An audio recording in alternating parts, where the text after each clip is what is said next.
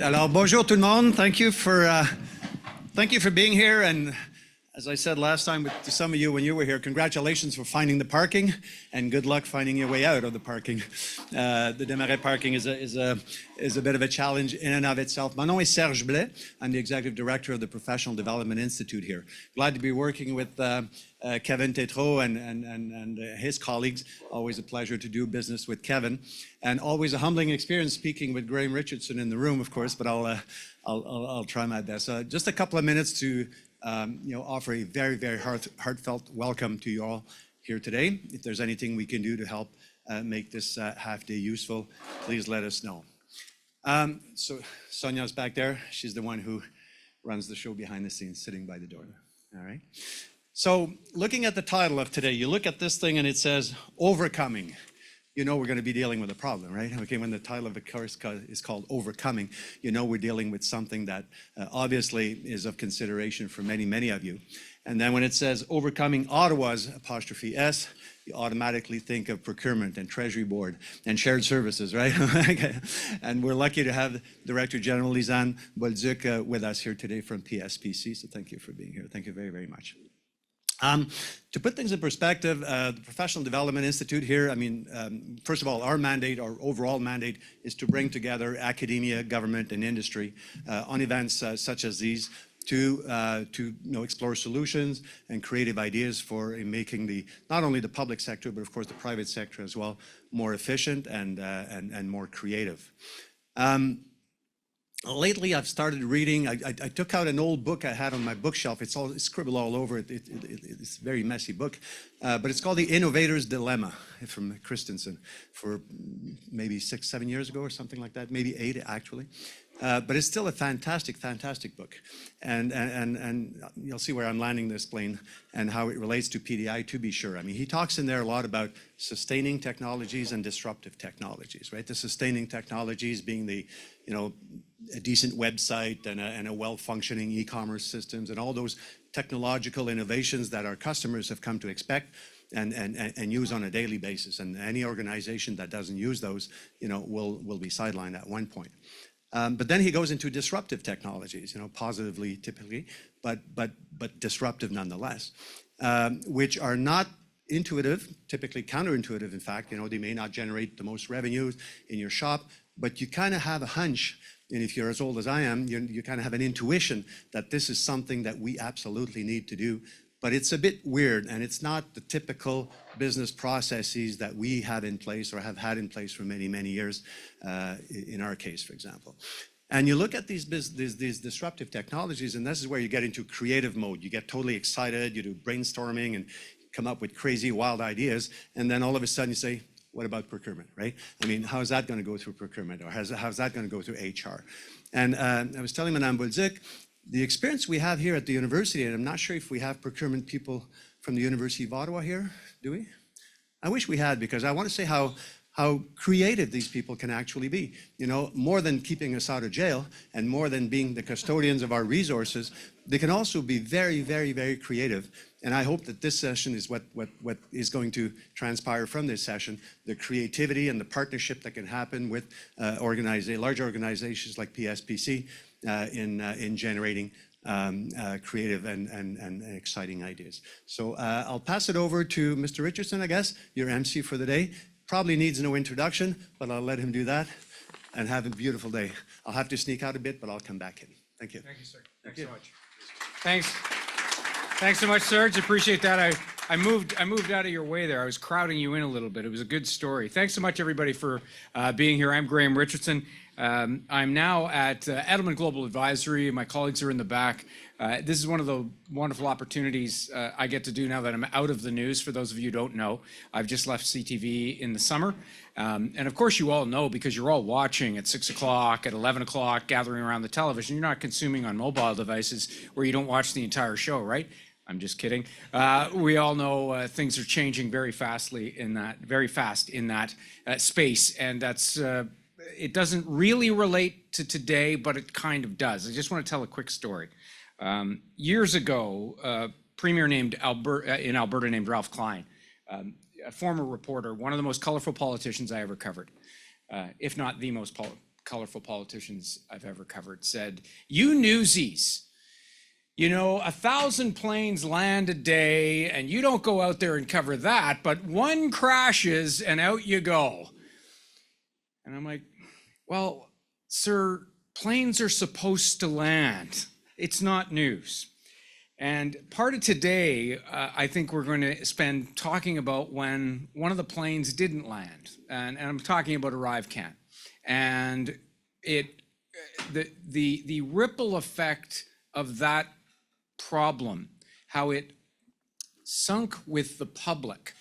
I am a public person who knows very, very little about procurement, but that story, the way it rolled out, I could tell with my audience at the time, it really hit them hard. They were, and all of the public investigations, and as they continue to roll, and the changes that are coming because of that.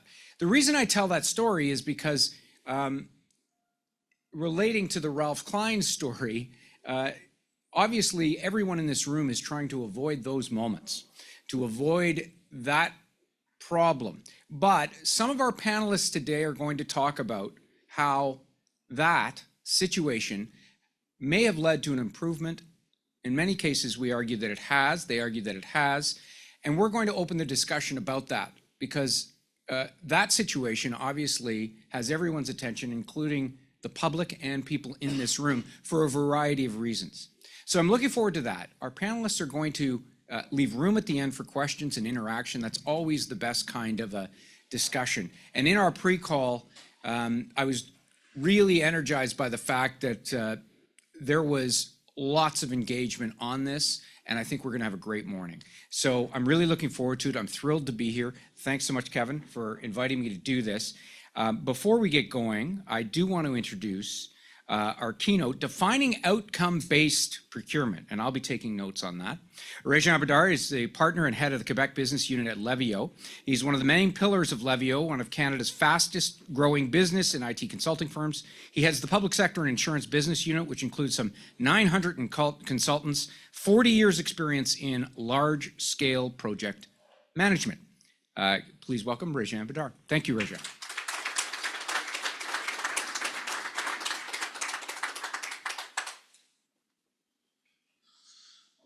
That seemed very important. Not that so. So do we have that PowerPoint? Thank you. So very delighted to be here this morning, talk to you guys. First, I want to say my English not perfect, so please bear with me. I want to share with you some experiences that we have with the. Yeah, I need a clicker. Yeah? Thank you. Okay. So I want to share with you some experiences that we had with the Quebec government in terms of outcome-based contracts, how the Quebec government evolved in the last, I would say, 10 to 15 years. I've been doing this for almost 25 years now. So if I go back, maybe 15 years ago, we had very large contracts, very fixed price contracts that we had with the company. We delivered some nice systems at the time, but then problems with the news, problems with some failures here and there. The Quebec government just went to staff aug contracts mainly. So the last, I would say, 10 years, 8 years maybe, we saw a lot of staff augmentation contracts, not a lot of fixed price contracts.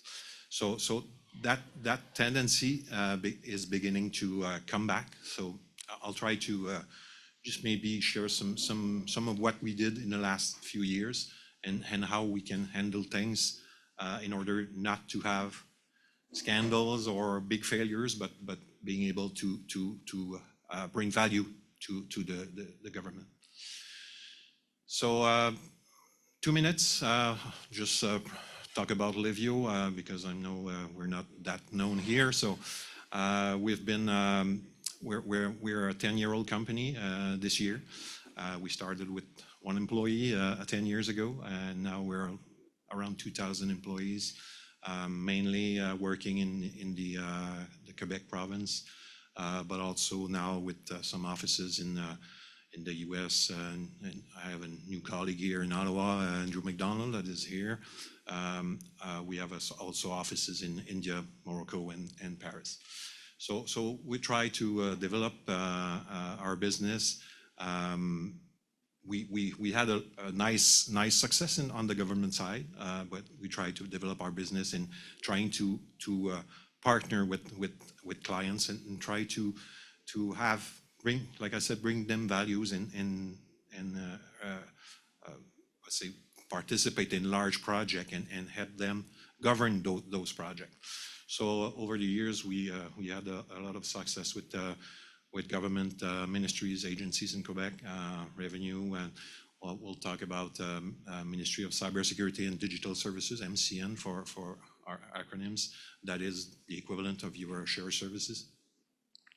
So it's my main client in Quebec City. I have something like 200 people working there in different large projects like digital identity for our Quebec residents and everything. So quick description of what are the pros and cons of staff augmentation versus outcome-based. For staff augmentation, so for sure the RFP are simpler to produce. You just have to put some profiles, description, and try to get rates. So that's easy. It also for the clients. It's if you want to adjust your team composition, it's easy to just ask for more resources or just send them back if you have too many. So that's the pros of the staff aug contracts. The problem with those contracts, government organizations are accountable. You talked about it. So when there are failures, it's not easy to manage. You get less benefits from the IT firm's experience, especially in governance. So because we just provide people, but we are not accountable for what's done there. We're accountable for the expertise of our resources, but not for the governance. And also costs can expand quickly if control is not done as it should be. Then you will see that expansion of costs very quickly. You look at outcome-based, costs are controlled. That's almost the contrary. Provider is accountable of what is delivering. Governance is key. So don't think about having an outcome-based project with no governance from the provider. It's very important. For the client, there's little or no resource management. You don't have to. The provider is responsible of bringing his own resources and making sure that the work is done. Cons, we need a detailed scope. If we're going to respond to an RFP, we need to know what we're responding to if we want to put a fixed price on that. So the problem for the client is knowing beforehand what he wants, what is the scope, the exact scope. So there's no famous change request, as you know.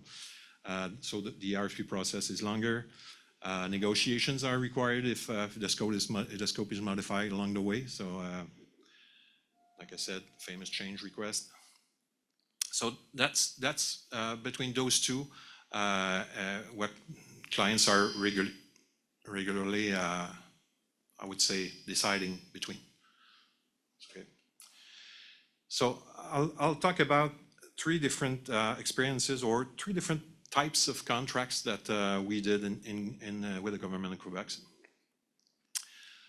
First kind of contracts, I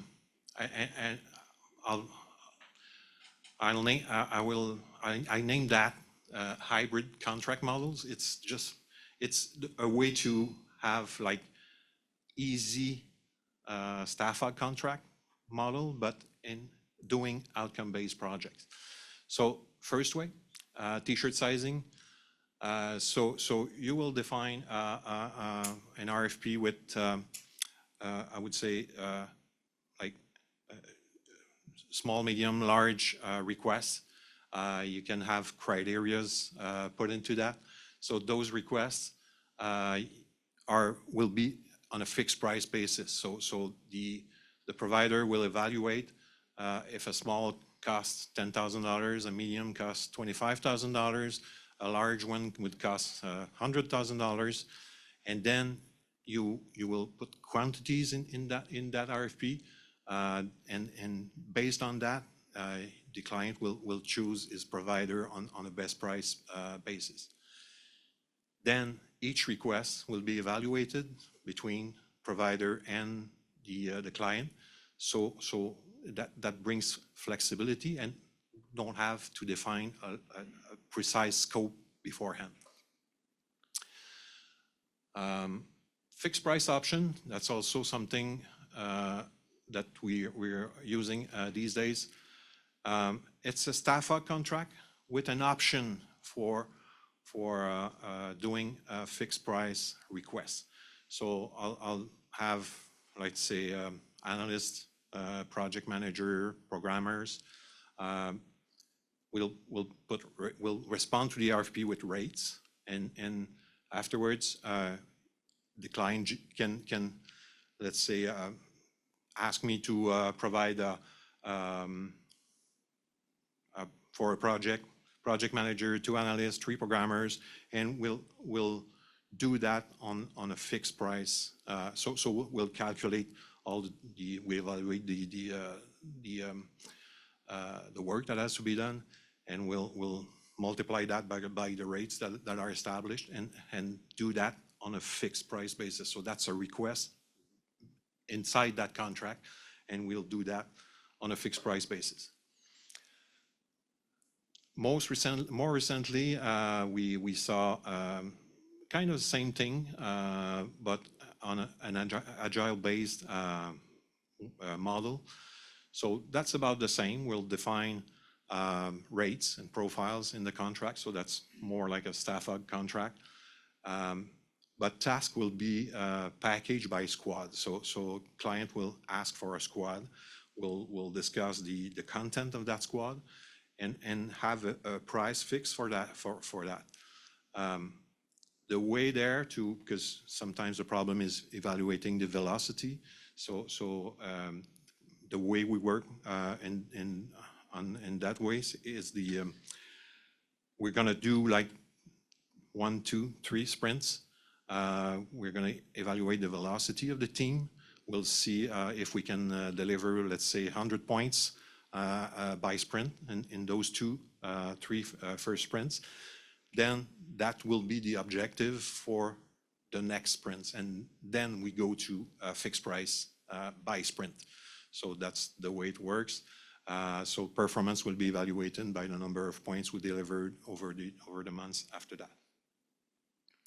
So that are 3 different models that we're currently using.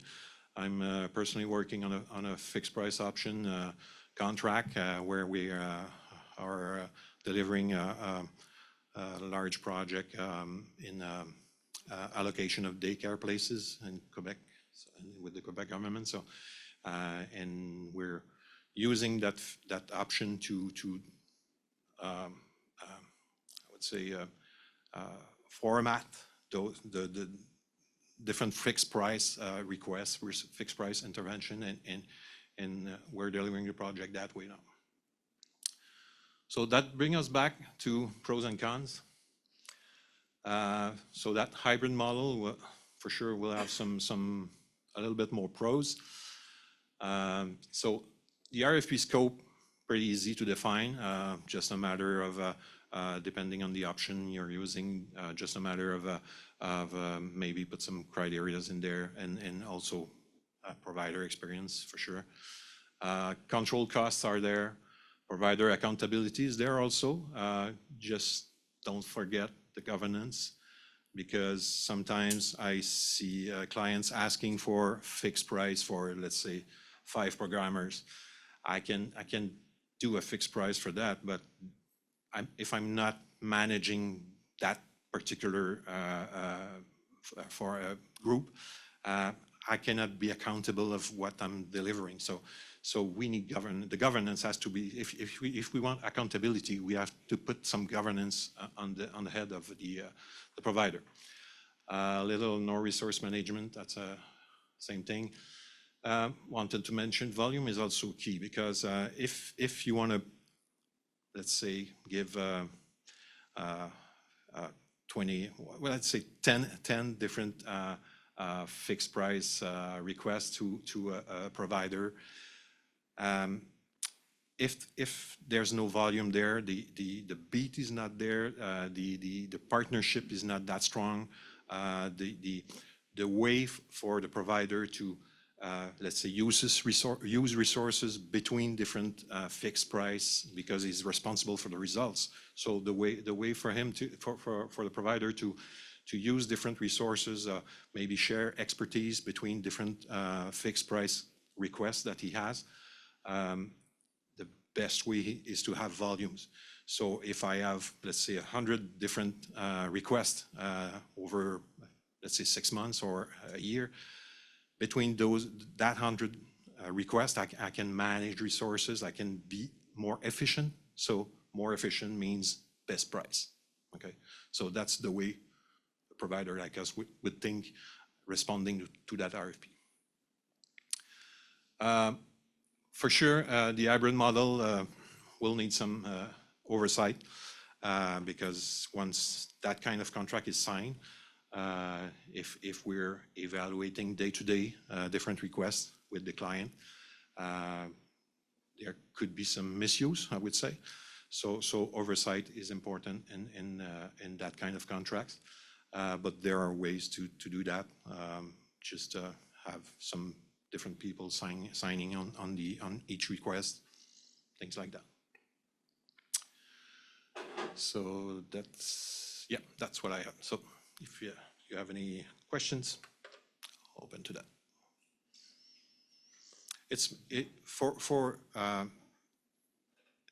In terms of what we're going to discuss today, it's kind of talking about solutions before we're discussing problems. But I think that I thought that would be interesting for you to have that in mind when we'll be discussing the rest of it. Have you always used that model? I would say the t-shirt sizing was very popular 10 years ago. Less popular now, but still in use. The other two models, more and more. We still have to, I would say, sell that to clients. They're shy a little bit on that kind of models. That's not easy to implement. You have to convince procurement to do that, but the flexibility of it, it's for clients. I would like to have someone from the family ministry here today. They would say, if their project, if they haven't put that option in their RFP, they wouldn't be able to deliver their project today. They would have needed to go to another RFP 6-12 months and have that system delivered much later. Decision makers are happy with it? Yeah, they are. And does the public know about it? No. That's good. No. Yeah. So I'm a strong believer of the outcomes-based model. From a public service perspective, I can see that passing on the risk to the private sector would be the ultimate way that we would want to go. This requires us to be disciplined and to be able to articulate what it is that we want from the private sector. So the onus is on us to let you know exactly what it is that we want. So that's a bit of a drawback from us. But from your perspective, the private sector, I can see that not fully absorbing or taking on the risk would be a benefit. So I could see how the hybrid model would be a model that you would favor, because some of the risk stays with the purchasing entity. So what's your view on that from a I'm not necessarily d'accord, not necessarily d'accord with you, because you'll see my colleague will present another project after me here, and that's a full outcome-based contract. So I would say the hybrid model, it's not that we prefer that, it's just the fact that if we don't do that, we're going to be doing staff aug. And that's not the way, for a company like ours, we want to deliver value. How can we deliver value if we're just providing people and people? There is some value provided, but not the way we want to. So I would prefer full outcome-based project. I would prefer that. But I understand that for government especially, it's pretty hard to define the scope, the complete scope, and not be, I would say, submerged by change requests afterwards. So that's the problem. So let me ask you a different way. Okay. So I come from the infrastructure sector. I'm an engineer. Like 30 years of my experience, 15 in the private sector, is from that sector. When clients, when I was in the private sector, asked for a plan, it was outcomes-based. It needed to produce. Yep. In my field of work, water that met certain criteria. If not, we were not getting paid. I do think that in the professional services sector, in the IT sector in particular, information technology, there are lessons learned to bring in from the infrastructure model into this world. So I'm trying to think of how do we bridge that gap? Like as an engineering consulting firm, we would not have been paid if we did not deliver the bridge, the plan, the whatever it is that we were contracted for. Why is it that in infrastructure technology, it is possible, and we still can, we will throw more money at it as a government agency with staff augmentation. If we don't go full outcome based. Yeah. I'm sorry for the difficult question. No, that's okay. Yeah. Can you repeat that? No. What I would say is, if you have to deliver a bridge, you cannot deliver half a bridge, okay? In a system, you can ask me to deliver a system that will do this and that, and I understand that. I go in, start the system, and suddenly it's this and that and that and that also, and also that. And by the way, we could, I don't know in English, I would say the tanka, since we're there, we can do that. Since we're there, oh no, we mistaken. That's not a bridge we want. That's a boat.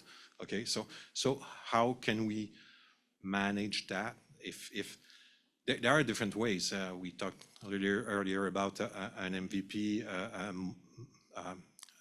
that we can define first, or there. It's the real problem is defining the right scope, and because could I would say the difference could be millions. I have examples of millions of dollars between what was asked, what we understood, and what the client wants today, because they first thought of that contract many months ago. We responded to the RFP.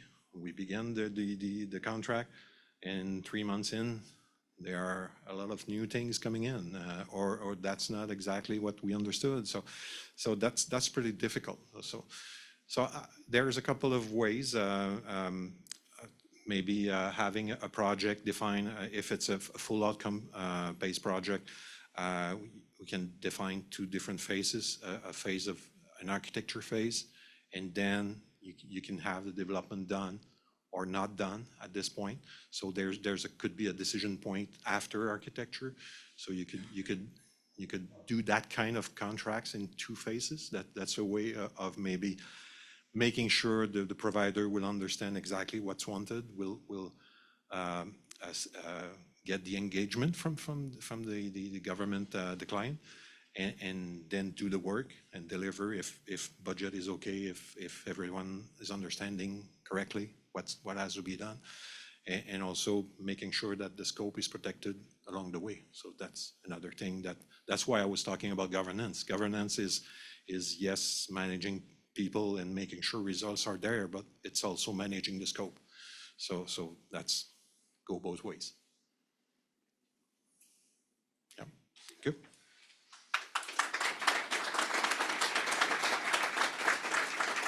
Thank you, Réjean. And it's a great start. And like we can see, the Q&A, we're going to get going. And apologies in the back of the room. We will, for the Q&A, have a microphone. I'm a bit louder than others, and Kevin's got one there. But that's great. Moving along before we get to a break and then our panel discussion. We're going to do a case study and look at a case study on these ideas that have been sketched out so well by Réjean. I wanted to introduce Louis-Nicolas Hamer, partner co-lead in Salesforce business unit at Levio. Chris Robertson also is director of solution engineering for Public Sector Canada at Salesforce. And they are going to present a case study for us now on this. So they want to come up? Great.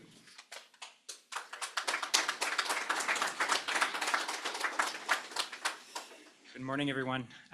Yeah, so it'll be good because the dialogue that we've had between Madame Bolduc and Réjean is introducing some of the concepts that I wanted to bring in this morning, and then my colleague Chris will further elaborate. So basically, yeah, we'll be looking at a case study of an outcome-based project. I'll provide what was the procurement process that we went through for this particular project, what were some of the success factors, what were some of the key project details as well. And the idea is just to, again, just show how this particular project was done, what were some of the things that went well, and some of the things that we can improve. And then Chris will come in and tell you a little bit about the right way to approach these types of projects, how to reduce project risk, and how to reduce the total cost of ownership, right? That's the idea, right? Is delivering more value to Canadians by reducing risk and cost of ownership. So the case study I wanted to bring up, this is a project that we did with the Ministry of Employment and Social Solidarity for the government of Quebec. Basically, this is a really, really big ministry. They have a budget of about $7 billion a year, 7,000 employees. And obviously, they're there to facilitate the balance between the workforce supply and demand. That's their main mandate. As part of this mandate, they sell a bunch of publications, they sell a bunch of tools, law books, regulations, that kind of stuff. And they needed a self-service e-commerce platform to sell these things.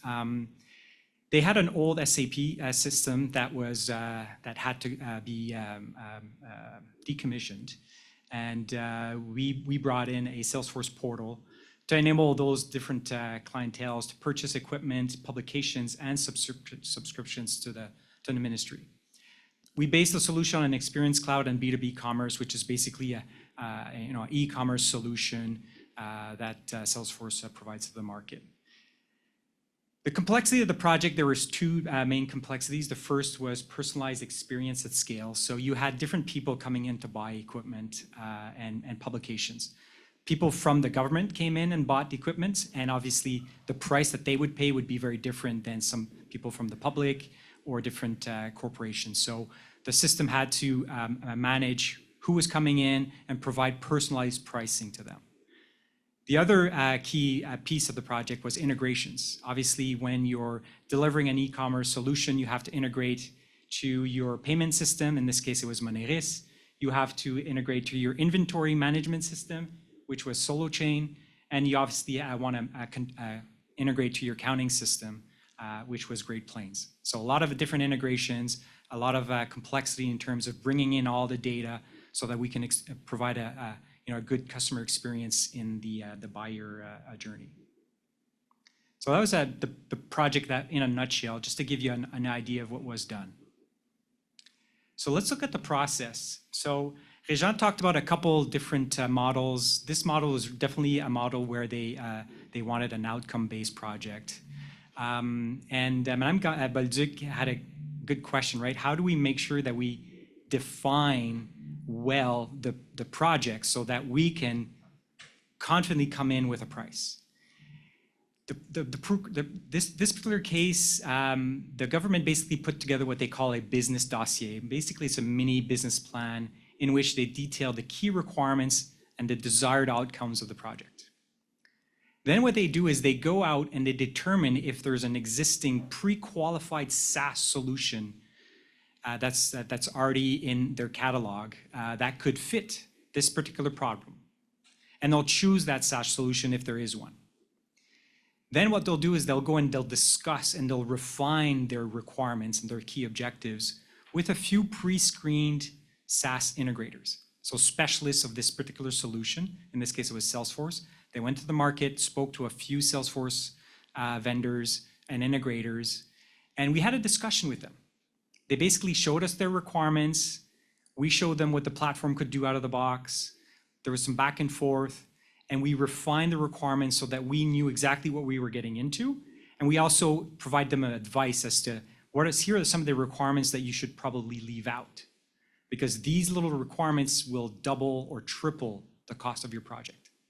I don't know if you have this experience in some of your projects, right? There's that one little requirement that just doubles the whole project. So having the dialogue ensures that we can remove these things from the dossier. Once the dossier is finalized, the integrators provide what we call a ROM, a rough order of magnitude budget and timeline. Then they'll go and they'll do the official call for tender on the project. And then the integrators will come back, bid on it, and of course the integrator that has the best quality and price with a ratio will win and will get awarded the contract. And what's interesting in this procurement process as well is then the SaaS solution that was chosen is bought directly from the SaaS vendor. So the government isn't buying the solution and the software and the licenses from the integrator, they're buying direct. That has a huge advantage because if we're reselling you that SaaS solution, we have to take margin. It's just part of life, right? If you buy direct, you just cut a huge cost out of your project. So that was another way that the way this procurement process was built, which I found pretty interesting. So a lot of dialogue. The success factors, well, I've kind of already mentioned them, but it's important to call them out. So outcome-based. So there was detailed phases with a predefined scope, but again, that was pre-validated with the SaaS vendor and multiple integrators to ensure that the objectives are very realistic. Once we had the project, even from the start all the way to the finish, there's a really, really close collaboration between the buyer side and the vendor side. So there was a strong team in place at the buyer side with an open mind to define the requirements, but adapt and refine those requirements so that we limit the budget. Desire to work with that, the vendor to achieve that budget, timeline, quality, and then a strong desire to build in-house competency to maintain that solution post-go live. That's a clear success factor because it ensures everyone wants to use click and not code, use native functionality, out-of-the-box functionality, and not custom functionality. Because if you're stuck maintaining the platform afterwards, and you have to maintain custom code, that adds a lot of complexity, a lot of risks. But if you're part of that solution right from day one, you're going to have a very high desire to minimize those things as well. And when we do that, everyone wins. And that's all about the existing platform and native functionality, which Chris will tell you a lot more, but it's all about discussing pre-tender to align scope as much as possible on native functionality or out-of-the-box functionality of the SaaS solution. And the idea is to minimize your custom development, reduce timeline, reduce risk, and reduce budget.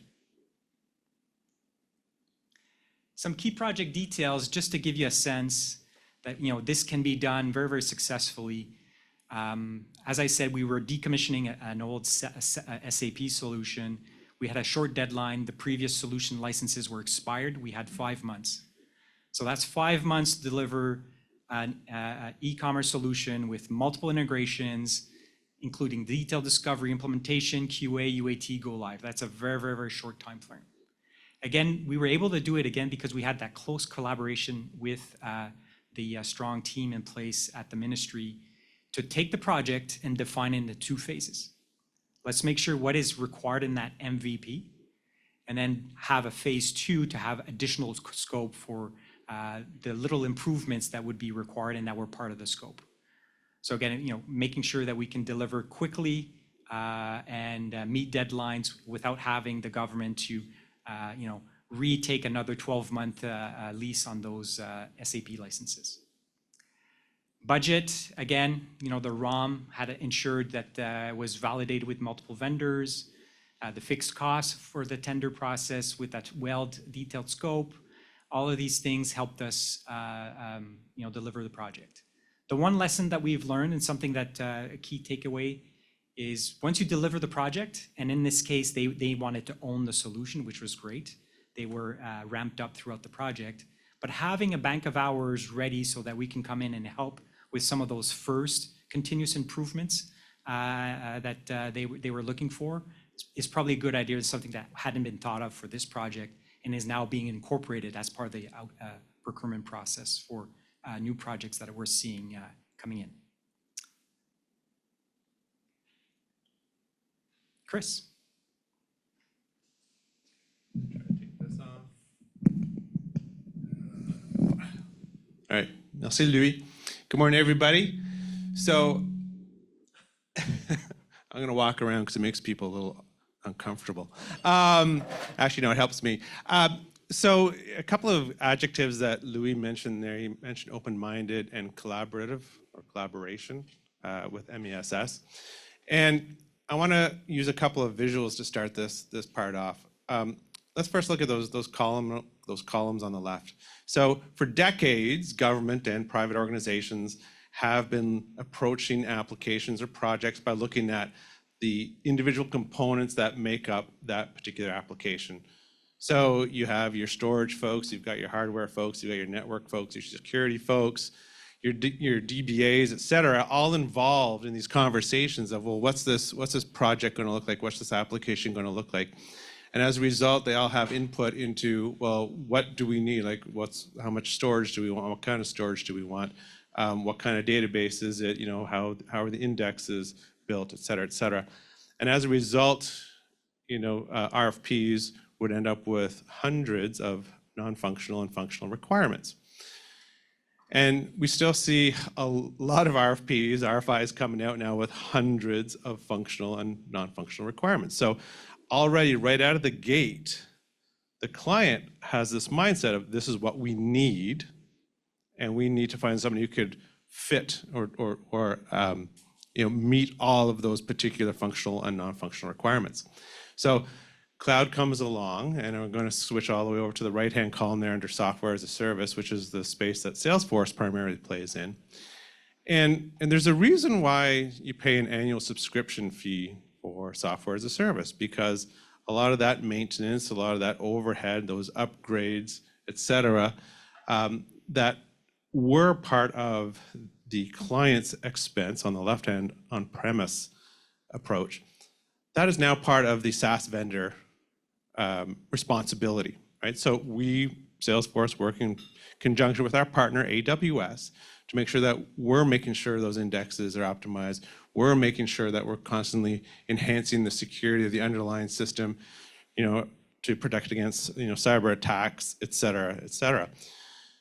What this does is it doesn't negate the need of those DBAs and network engineers, et cetera, but it shifts the conversation, that collaboration more to, well, what is it that you're trying to accomplish, right? So let's focus on the actual outcome, the application, the business needs, your users that you're trying to serve, your citizens or internal stakeholders, or what have you.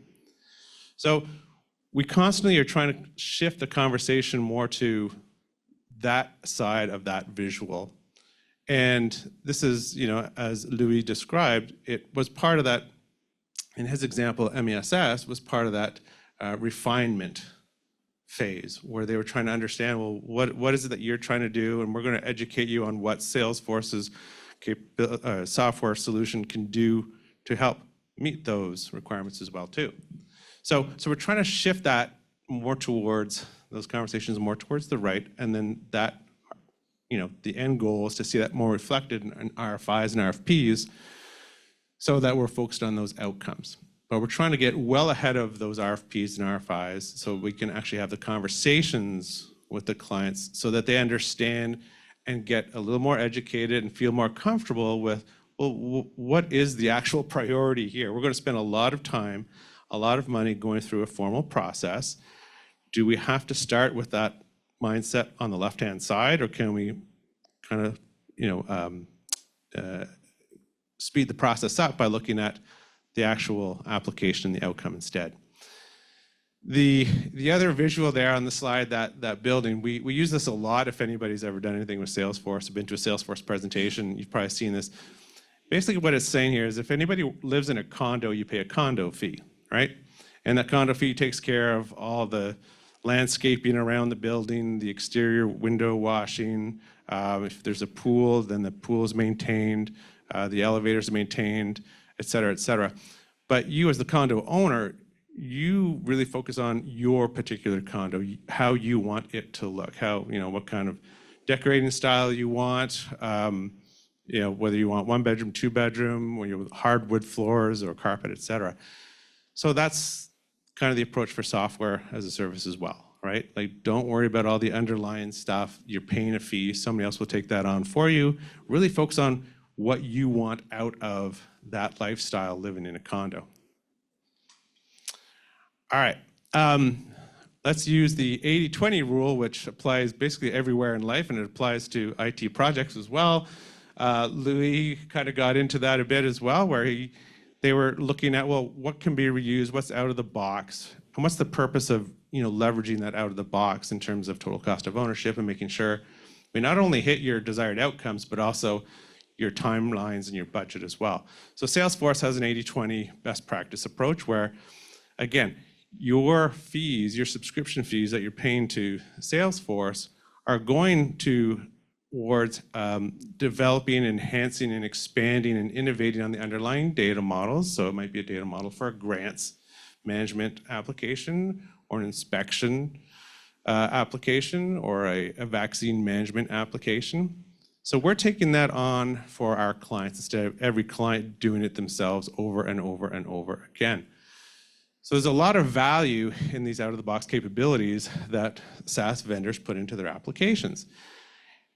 If you deviate away from those because you've got 400 functional requirements that you need to meet, and then we see this again in the evaluations and spreadsheets where they go, evaluate yourself, and then in the drop-down select whether this is, out of the box, it's configuration, customization, or not applicable. And obviously all the vendors, they want to put out of the box as much as possible because that's where we feel the value is. But oftentimes there's requirements in those spreadsheets that have to be tagged as customizations. And this is where the cost starts to increase.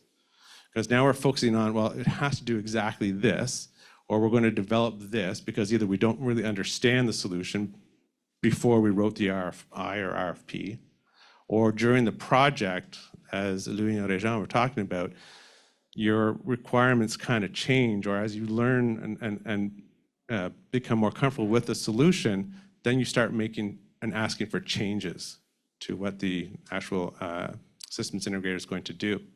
So this out-of-the-box capability, we really want to push everybody towards understanding what that is before you get to an RFI stage. Because once the RFI is written, it's really hard to change those requirements, even during the triple R phase, right? Because the mindset's already been put in place, right? So it's those conversations that need to take place ahead of the RFI, obviously ahead of the RFP, in order to reach an outcomes-based solution. Because we still see a lot of RFIs, RFPs that come out, we didn't have a chance to influence it per se, and we look at the requirements, and we still think, back to the previous slide, they're looking at this from the old paradigm of all the different stacks of the application. So, to wrap up, this approach of looking at the outcome that you want to achieve as opposed to, how many hundreds of requirements, functional and non-functional, mandatory and rated, can we put into this RFP? They're going to lower the total cost of ownership.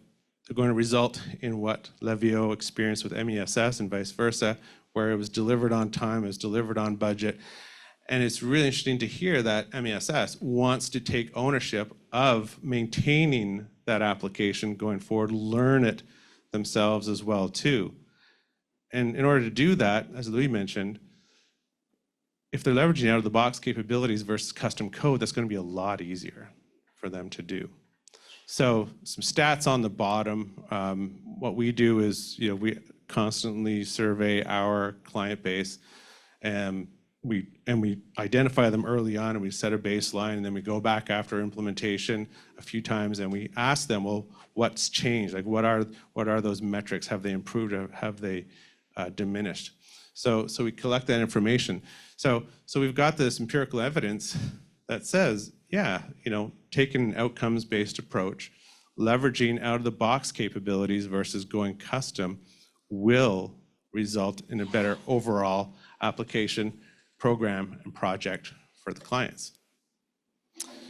So with that one. All right.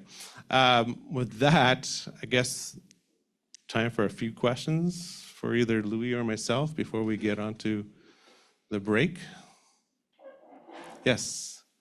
So Chris, you mentioned this a few times, out of the box, out of the box, out of the box. And this is something that I 100% agree with you. It's a big challenge.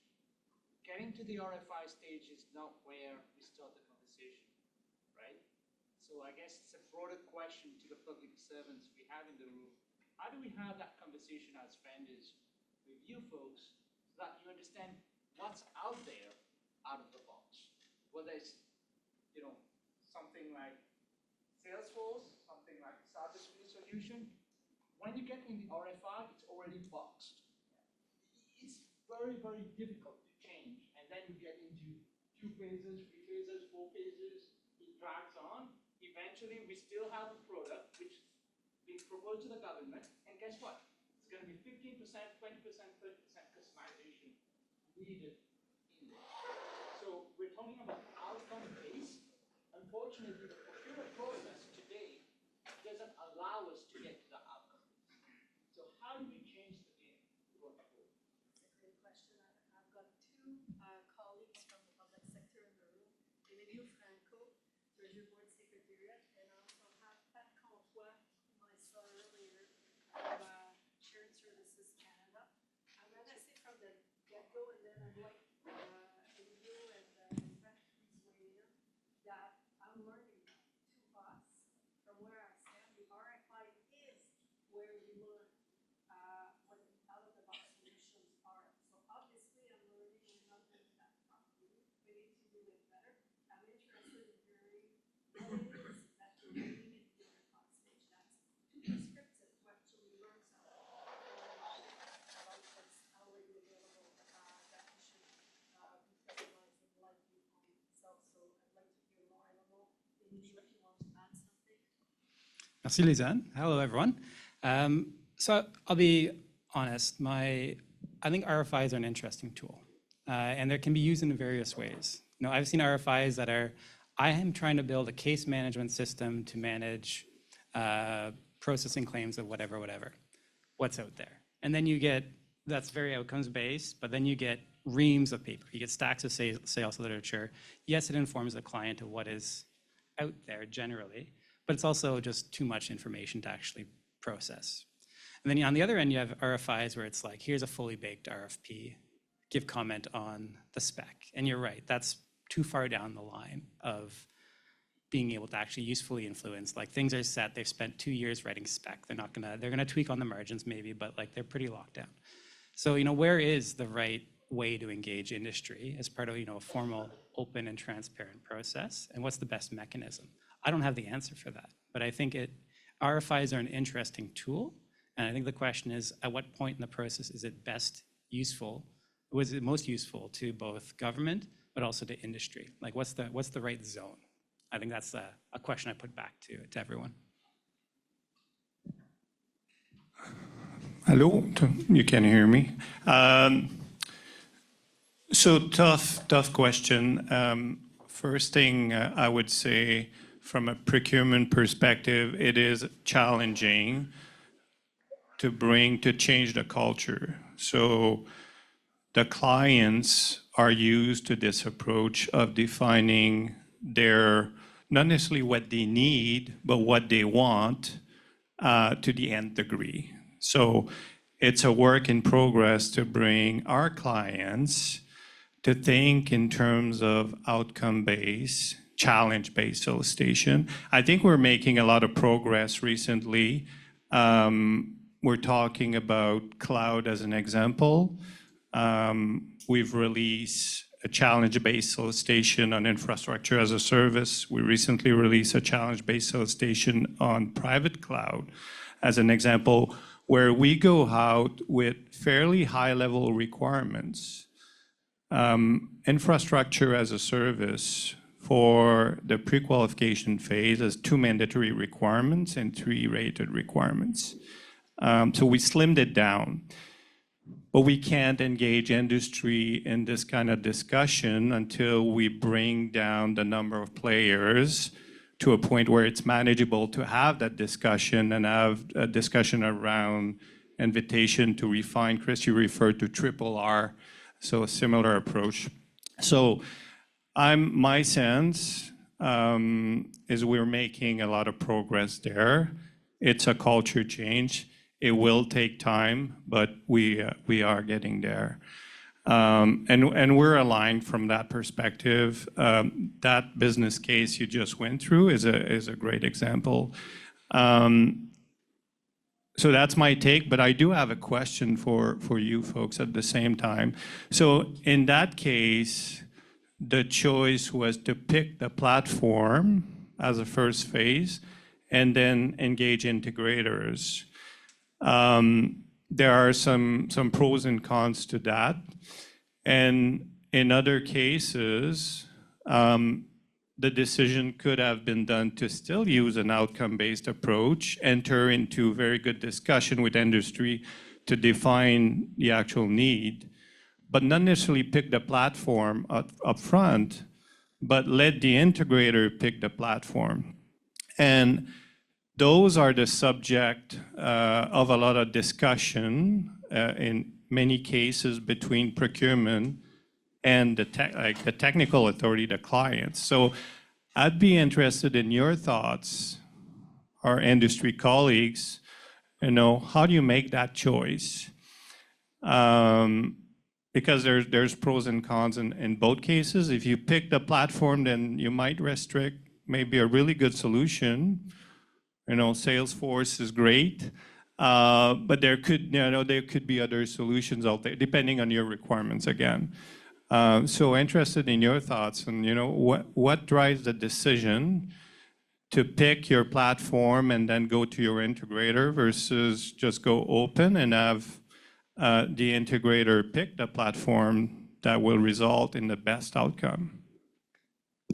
So my 2 cents on this is, let's focus on the strength of each player, right? So we talk about platforms, the vendor is going to have the biggest strength in there, right? We are the ones building it. We know the technology. We can talk about it way better in general than other folks, right? On the other side, this is a known thing.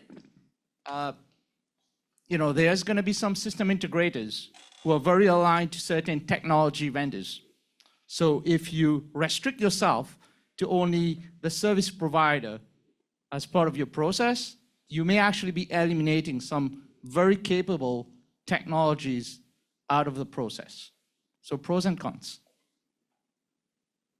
Yeah, I'll just echo your last comment there, because just 2 weeks ago, we pulled out of a procurement in one of the provinces because they went with the systems integrator first, and then they decided to go for the technology. And we said, well, that systems integrator, 90% of their business is for this other solution, and they don't have a Salesforce practice.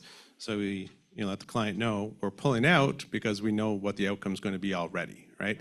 So there's definite risk there. And then on the flip side, maybe I'm a little biased, but if you go with the platform first, hopefully you've compared the different platforms with your stakeholders, right? And said, okay, well, what do we think of those 5 solutions that we got presentations on kind of meet our needs the best, right? And then you go and you find an SI that can implement them. And of course, there's the, I don't know, we won't maybe call it a hybrid approach where you go for both at the same time. So now you're asking people, okay, or SIs, because usually they're primed by the SIs, you say, if you were to, take a bet on what solution's the best, and you can only kind of put one forward, who would you go with? So I think just, that kind of approach, depending on, what you get in terms of submissions should be very telling in terms of, well, for this particular use case, what is the best solution out there? Because 3 of the 4 submissions had this solution, and there's an outlier over here. So, but I would say maybe going SI first, like again, this is my opinion, going SI first introduces a lot more risk in terms of you may not end up with the best solution because you've already drastically limited the number of solutions that those SIs might be able to provide. Just maybe one little thing to add. Obviously, there's pros and cons. There's different ways you can do it. When you're in an environment where you have multiple solutions that you're considering as part of the RFP, and you're going out to the market to listen to the different vendors, what they have as a solution, be very, very careful of those famous silver bullets. Have you heard of that expression? So the silver bullet is basically a vendor getting this one little requirement in there that's gonna make sure he's the only one that's gonna get picked and everyone else is gonna get out. So be very careful of that if you choose that model, which is fine in some cases. It's probably the best model in certain cases. Be very wary of the silver bullet and ask yourself for each and every requirement that you're gonna publish, what is gonna be the value for the citizens? What is gonna be the value for Canadians with this requirement? And if you can't answer the question, chances are that's a silver bullet and you need to get rid of it. So those are, and then there's things you need to think about on the other side as well, but just think of these things, right? If you always come back to what is the value that you want this requirement gives, then you're in a good spot. And be very careful of these types of tactics because that unfortunately happens quite a lot. And then what happens is they know, right? So they can jack up their price and then your budget is through the roof, et cetera, et cetera. So be very careful of those things as well.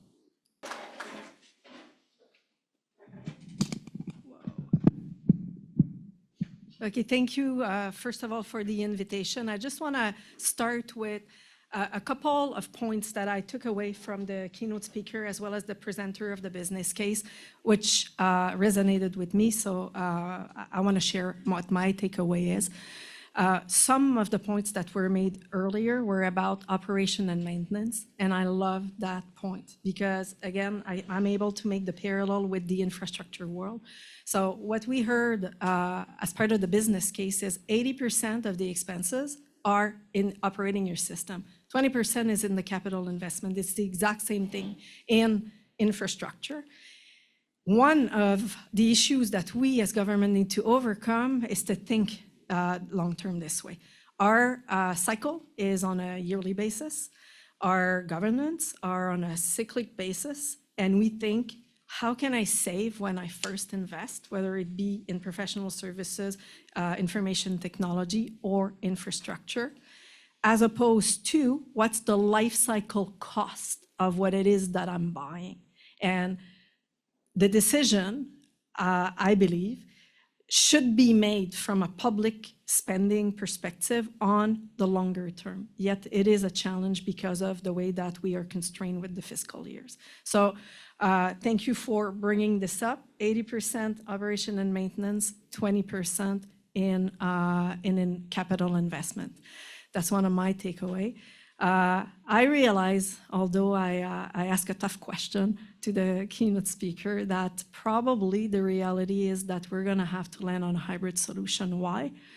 Because our biggest issue in the public sector, I believe, is to be able to articulate what it is that we want from the private sector. So until we're able to articulate perfectly what we want from the private sector, we're gonna have to resort to hybrid solutions, I believe, in the future.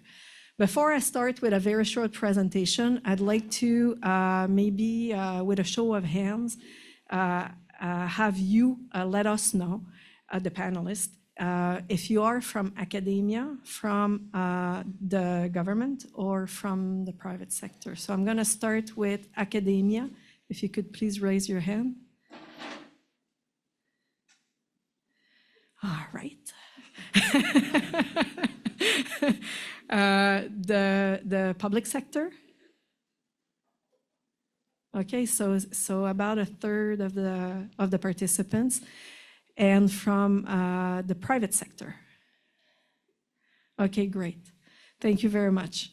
So if we could please turn to the short presentation that I have. And so essentially what I want to introduce is where we'd like to go as the public sector. So procurement transformation, innovating professional services for enhanced value. If you could move to the next slide, please. Ah, c'est moi qui fais ça. Okay. There's a button, it's green. You press on it. So why changes are needed? So first of all, and I think we've heard it already, and thank you for the feedback. I honestly thought that the RFI was where we got educated, and apparently it's not. So obviously, the procurement process is complex, and a lot of rules and best practices are not consistently followed internally.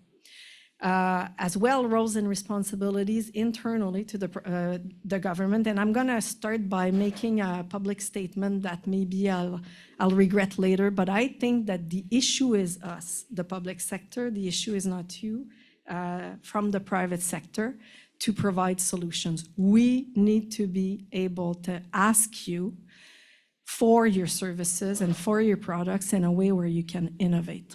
So procurement process is complex. Value for money is not consistently being achieved. I believe as well that it is up to us to make sure that our requirements match, not perfectly obviously, but are well-defined enough so that you can come back with innovative solutions to the government. In the break, I had a chat about poor vendor performance and good vendor performance, in fact, and we don't take that into account currently into our procurements. We're changing that. We actually have a pilot.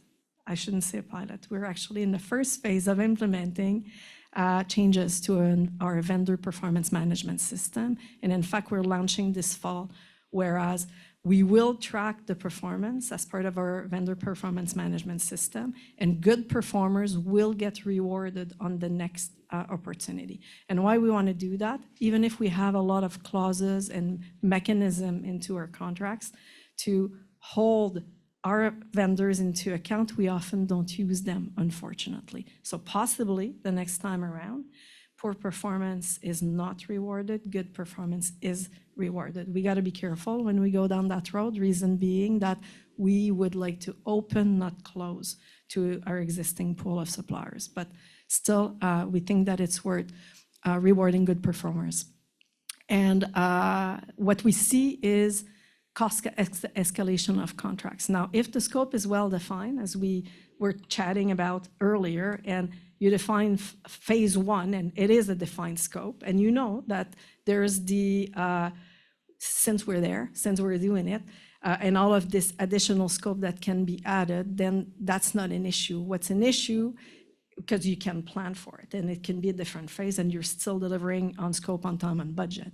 But when it becomes an issue is when you don't know what you've asked in the first place, and it keeps growing and growing, and you're still not at the outcome. So defining the outcome, again, I believe is key.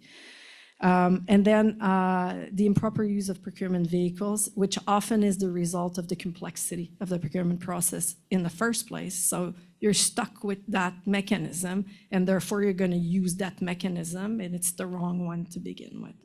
So those are the reasons, the main reasons why we need to change. I won't go through that slide in detail, but what I'd like to highlight is where we would like to end up as an end state. So all professional services are transitioned to a single, easy-to-use information technology infrastructure. From a private sector perspective, you've probably seen Canada Buys and a transition to Canada Buys from buy and sell. This was step one of even before ArriveCan and before we were in the media and in the public eye, which, by the way, is not a bad thing because now all eyes are on us. So we have an opportunity like we never had in the past. If we want to implement changes, we're being asked for changes, whereas previously in government is very resistant to change. So it's up to us to take that opportunity. It's not a bad thing. So all professional services moving towards a seamless information technology infrastructure, Canada Buys being the step one. A modernized suite of methods of supply with predominant use of solutions-based contracts. And here I'm just gonna state, so professional services contracts, there's 2.2 billion per year. That's roughly put in 23-24, that's the figure from 23-24 that we put in place as a government of Canada. Through 7 mandatory methods of supply. What does that mean for the private sector? It means that all government departments from the federal government must come to us, PSPC, if they want to access these types of services that we offer through those 7 methods of supply. So what we're doing right now is that we're looking at those methods of supply and going, okay, if I see on all 7 of them, always the same vendors that are providing their services, maybe there's no need to have 7 methods of supply, right? So what we'd like to do is to and for you, it means, okay, I need to qualify on those methods of supply 7 times. Is that efficient or is that not? So there's probably an opportunity to rationalize the number of methods of supply so that there is a difference between each and every one of them. And you from the private sector, you focus on where your services are most needed. So that's another area for improvement for us. Improved contract management. I believe that as complex and cumbersome as the procurement process is, the management of the contract is probably the phase where we get into the biggest troubles. And we've seen it, in fact, with the ArriveCan issue. So it started, and in fact, that's the story that's with the public. It started as a 60,000, I forget the exact figure, about in that vicinity contract, and it ended up being a $60 million contract. How did that happen? This is not an initial procurement issue. This is an overall contract management issue. So we need to pay more attention to contract management once they are in place.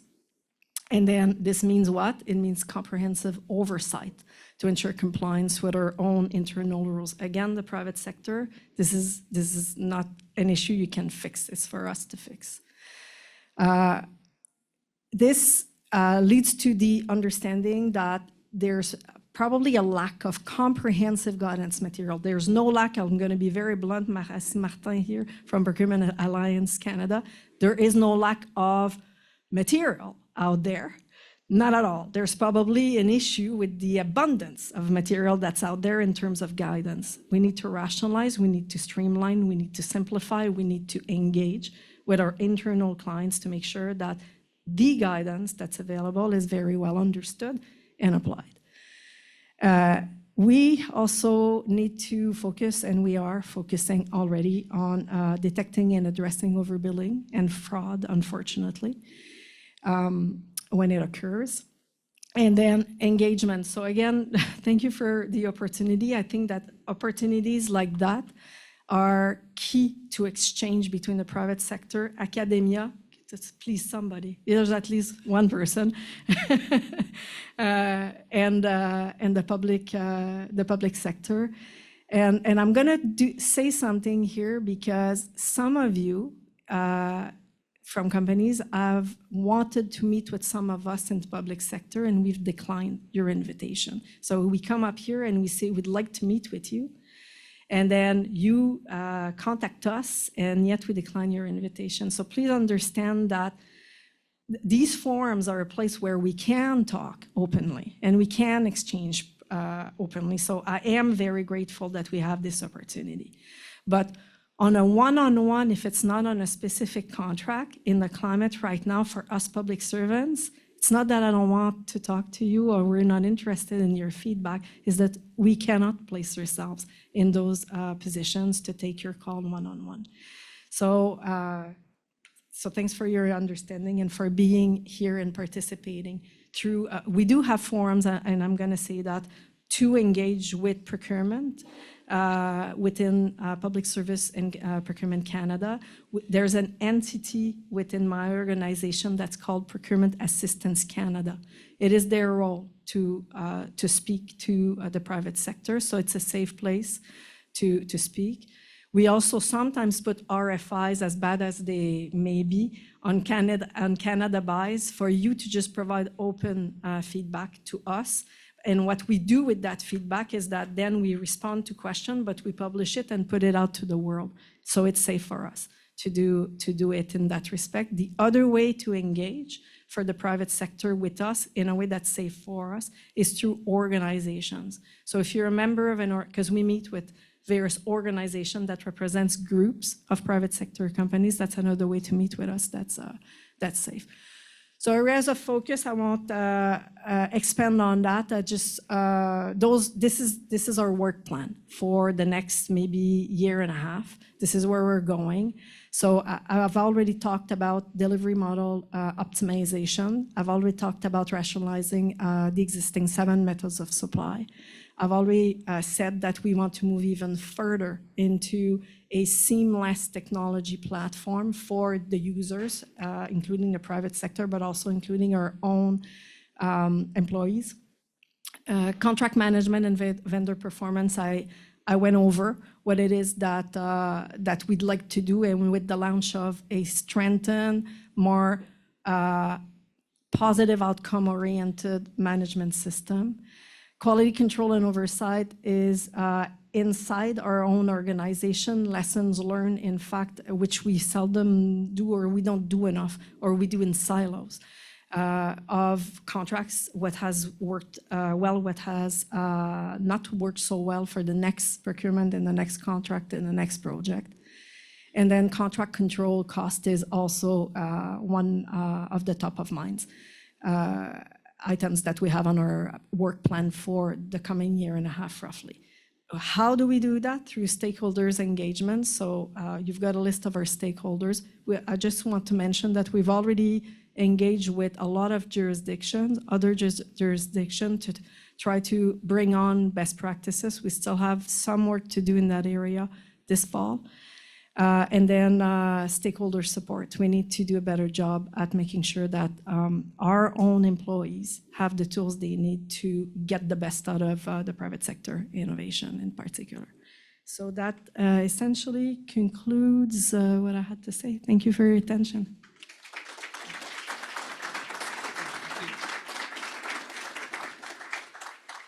Thank you very much, Lysane. And actually, if you want to take a seat up here, we can begin the panel. We're going to bring the panel up, and all panel members, please join us as we get going. I think this has been a great discussion, and Lysane, that was a great way to start things off. And from my former world, a refreshing take on what's been a very uncomfortable few months for many people in the public service, and certainly in the private sector on ArriveCAN. But the fact that the idea that you welcome that as a vehicle of change might be a way to start us off from the panel as a whole. You know some people here. Louis Hamer here for a partner co-lead Salesforce business unit at Levio. Everybody wave their hands who's here. There we go. Jishan Ali is VP Sales and Public Sector Canada for Salesforce. Emilio Franco, you've met as well, Executive Director, Procurement Materiel, Communities Director, Treasury Board. And Lysane, of course, we've seen, and Jason Weatherbie, Senior Director, Enterprise IT Procurement, Sales, Shared Services Canada. I want to start with Lysane's point that without spending the entire panel talking about ArriveCAN. Do you agree? Does everyone agree that this situation is a chance to change, is a positive, even though there has been an uncomfortable spotlight, I think, on, well, obviously on the whole process and to a certain extent private sector. Does anybody want to weigh in on that? Go ahead. Yeah, maybe I'll start. You know, every significant change that does take place out there starts with a single event. And if you look at COVID and remote work or virtual work, that was kickstarted by COVID. And it's not the fact that we didn't have the systems and mechanisms in place to do all that, because we did. We were already using digital signatures. Everything we were doing was electronic. We had Teams meetings, stuff like that. So all the technology was there, but then COVID forced us to move home and take advantage of that. So it's that one single event that kickstarts things. And unfortunately now it's a challenge to get people back into the office, but that's what's happened here with ArriveCan. And basically that's kickstarted a big opportunity to make some drastic changes, and it sounds like you guys are well on your way to do that. And you talk about a contract management issue, similar to your presentation, Lysane, that this is not the actual contract itself. And by the way, I don't know anything about your world, or very little, but the notion that you could do something like that for $60,000, I mean, that's beyond naive, I would think, based on what the outcome was and what they had to do. Fair? So first of all, in terms of contracted work, I believe that, so we're quoting a $60 million figure that comes from the Auditor General of Canada. This includes internal resources to the Government of Canada. I think it's fair to say that. In contracts, I forget what the exact figure was, but I believe it was about half of it that were the contracts associated to ArriveCan. Several contracts were being used. It comes down, I believe, to the need of the federal public service to define upfront what it is that we want in terms of outcome. In the case of the ArriveCan application, my understanding is that we started with a specific application and then went on to add and add and add. There were additional requirements. Which that we've went seen on. in the presentation earlier, that Yeah. how that can get out of control. Yeah. Yeah. And to your point, that would happen and the public would not know about it, would not pay attention to it, but for a variety of reasons, that changed with ArriveCan. Yeah. Did you want to weigh in, Jushen, at all? No. Okay. No, that's fine. Let me ask you this based on these presentations as well. Maybe you do want to weigh in on this. It seems that is Quebec ahead of the federal government in terms of the way they're responding from your perspective? I'm not asking you to criticize the federal government, but I've heard in pre-calls that we've had that in some cases the provincial level seems a bit more responsive. Do you have any thoughts on why that is? I don't think I'm qualified to speak about Okay. Quebec. I think Louis would have a better Sure. answer on that one.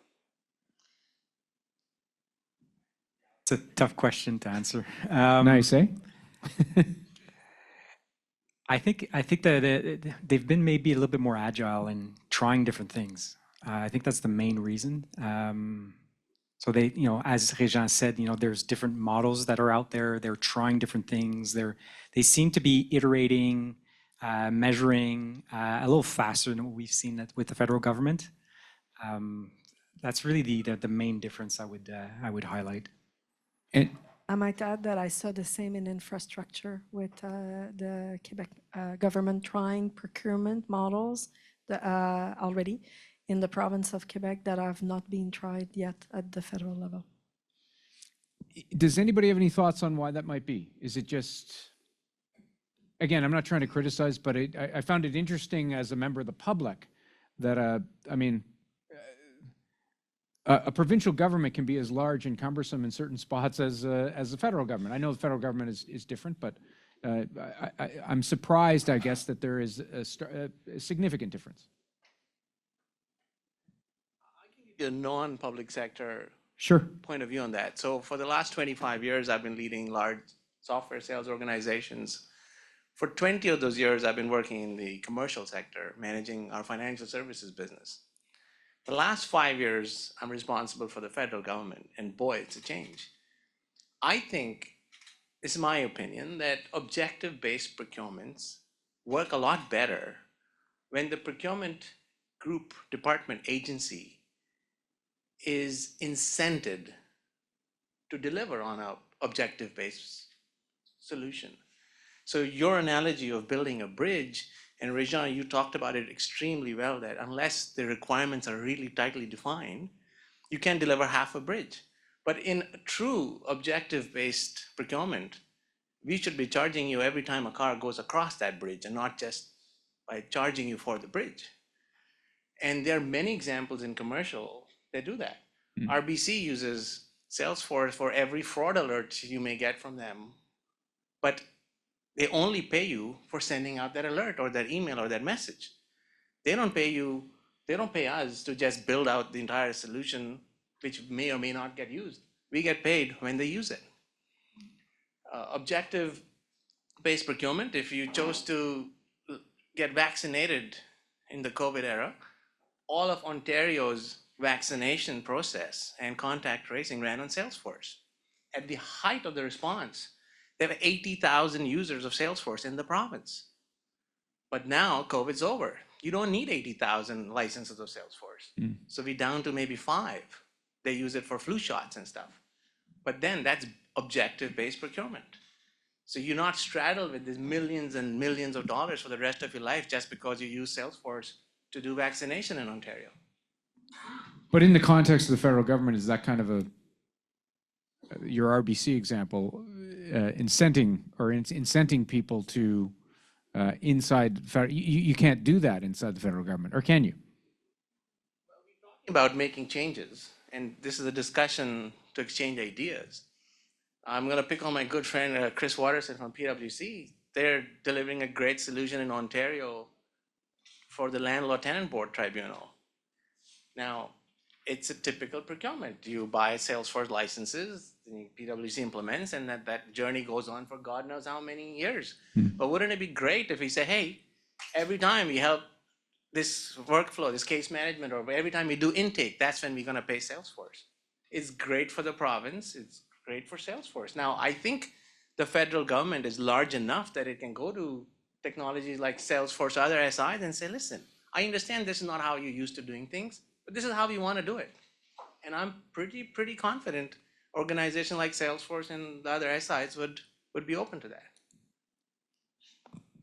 So I think I'll just add a couple of thoughts to this. So first is that procurement doesn't operate in a vacuum. Procurement is there to support some kind of delivery of operation or project, right? So the first step is, how does someone want to deliver on how they're operating or how they're delivering on a project? And then the procurement has to support that, right? So if you're going to do a waterfall project, you're probably going to do a waterfall procurement. The more you're doing agile and iterative-based projects, the more you're going to want your procurements to be more agile and iterative-based. We do get into trouble where there's a mismatch between the project management approach and the procurement approach, and that's where we do see challenges and problems. And very admittedly, the procurement side probably hasn't caught up to all the different ways in which the project side is trying to manage. I know a lot of procurement officers, you ask them to do something new and they say, well, where's the template? Where's the sample? Give me something to base myself off of. And in many cases, that doesn't exist yet. So there does need to be an investment in establishing the tools, the supports, the contracts, the types of mechanisms that procurement can then say, okay, I got the toolkit to execute on a new way of doing things.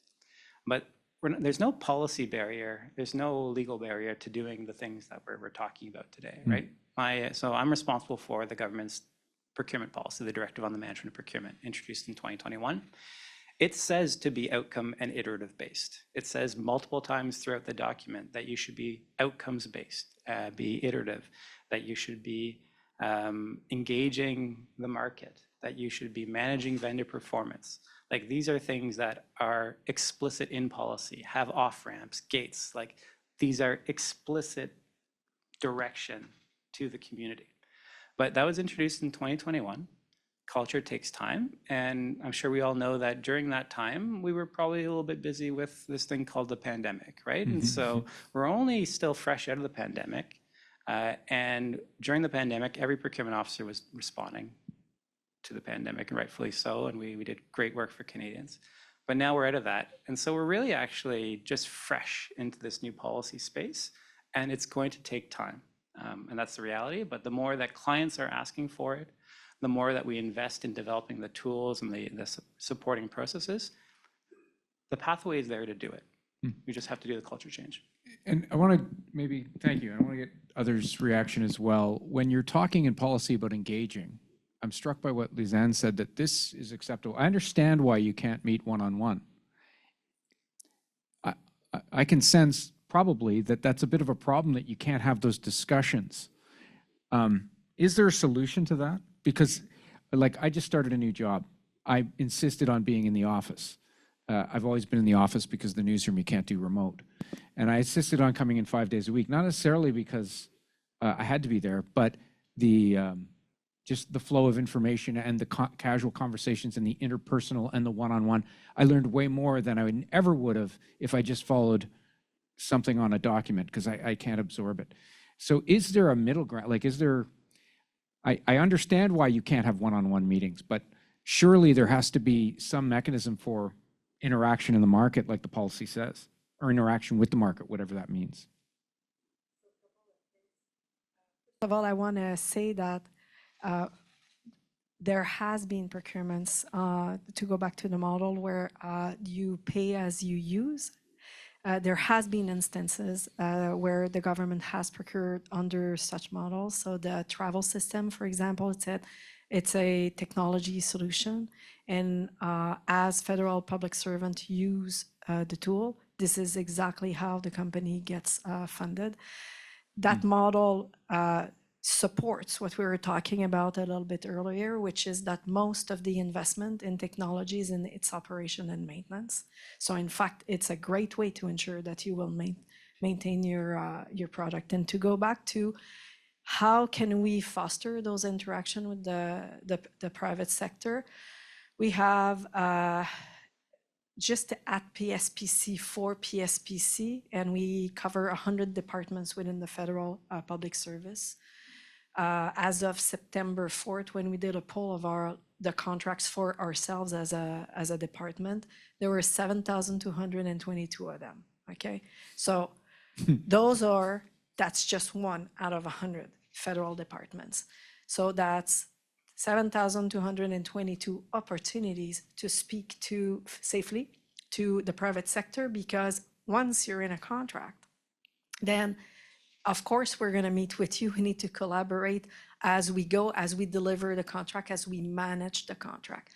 Those are the safe interactions. This is where it's the right time to get your feedback. You're a contractor already. We're not in the phase of the procurement where it's unsafe to be seen as biased, to be seen as potentially engaging in activities that could sway the procurement outcome in one way or another. So that, I'd say that's our best opportunity, but I'll repeat them. Procurement, PSPC has an organization called Procurement Assistance Canada, whose mission is to interact with the private sector. So that's one way.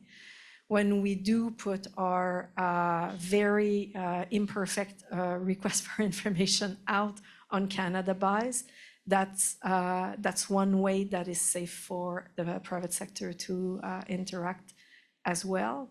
And then many private sector companies belong to organizations that represent a segment of the industry.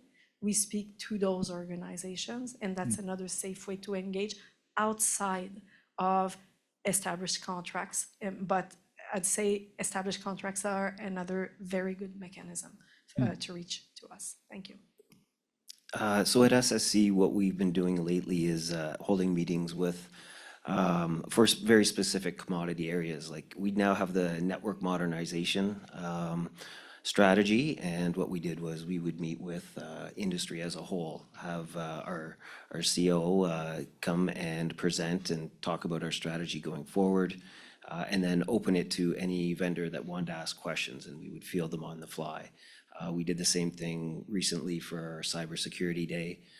Had all the cyber vendors tune in, and they could weigh in, comments, questions. So we found that that's really helpful, lets us engage with our industry. Before each specific procurement now, we're often holding industry engagement days. So we'll talk about the procurement, kick it off, let them ask questions, and then they can provide feedback on that.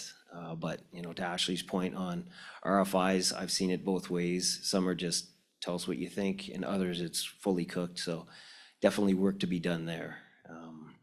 I just wanted to go back to Emilio's point earlier on, we have the policies in place that allow us to do outcome-based procurement.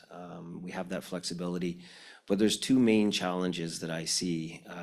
The first being the risk-averse nature of federal government procurement.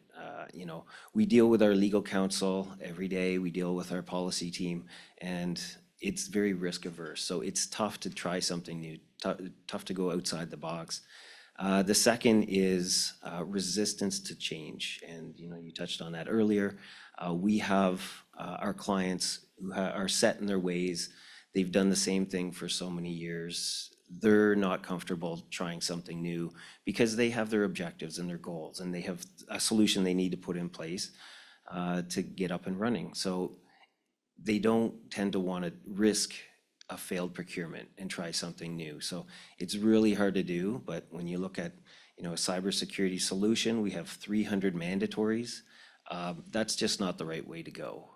We need to start looking at outcome-based, high level. Here's our objectives. You guys tell us how you want to run it, how you want to get to that end. And in the end, I think that'll be a much better solution than us being prescriptive and telling industry how it needs to be done. And when you're talking about risk averse, and that's the culture, and that takes a long time. And I think anybody who's worked in a large organization can relate to that. When you talked about that culture change, do you think that is the risk averse part is part of the culture change that might be coming? Absolutely. But I think there's two sides to this. With the events of the last 2 years, the risk aversion is just through the roof on a number of fronts, right? And so there's a cooling in the system, and I fully expect for all the sales reps in the audience that, you've seen that, right? Like, people don't want to talk to you anymore. Like, the idea of a coffee with your client, they're like, absolutely not. Like, That's post-arrive can.